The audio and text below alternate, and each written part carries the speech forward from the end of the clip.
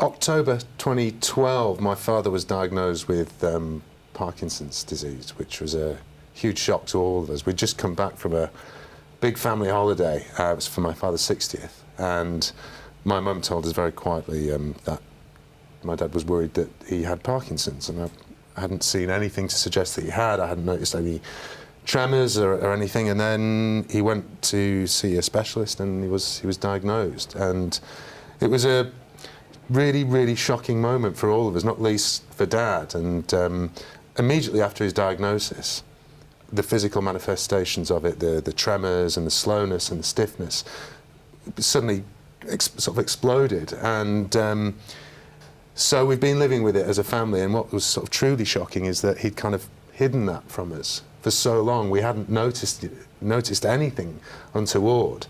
But fortunately, you know, he's got us around us and a very kind of busy social life, and kind of is involved at work, and he's a very young and healthy and fit man otherwise. So since then we've been able to deal with it as a family and live with it. It's not something you die from, you die with it, you know. How much do you know about why your father felt he couldn't talk to you about this in the early stages? Well, he's, I guess, like any sort of any of us, you know, we kind of, he's a very proud man, and we live in a society where we're kind of not encouraged to talk about anything and kind of keep everything to ourselves. And, you know, perhaps he was embarrassed, and, you know, about, you know, these very obvious kind of, you know, physical manifestations of it, you know, that we're aware of. I mean, obviously you always think of Muhammad Ali and how he is, and it's kind of a very difficult thing to come to terms with that and bring with you every day. Suddenly you change from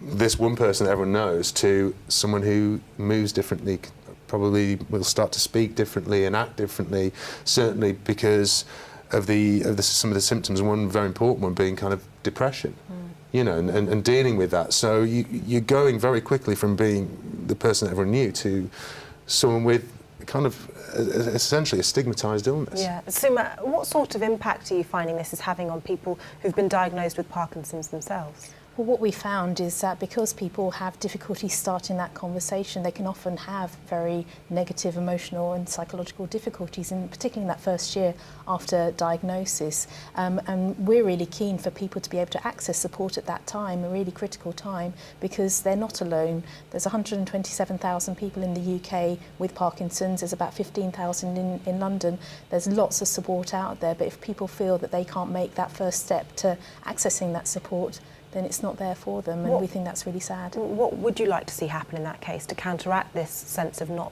feeling as though you can access the help that's out there?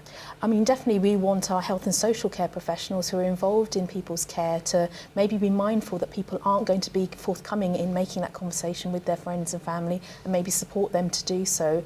Help them to access Parkinsons UK support, because we have a range of things, our website, our helpline. We have local support though, where people that you meet with our local advisors. They can help you directly. So it's really helping people to maybe make that first step would be great. But as a society, we would just like people to know more about Parkinson's, and to know that it's not just, you know, what you might think of, you know, someone quite old, quite stooped over. People with Parkinson's come in all shapes, sizes and ages, and we want people just to know more about it. And Enzo, for families and friends of people who've been diagnosed, perhaps struggling to come to terms with that diagnosis, what advice would you have? Gosh, well, it's very simple, you know. It's kind of be open and talk about it, and just be mindful of it.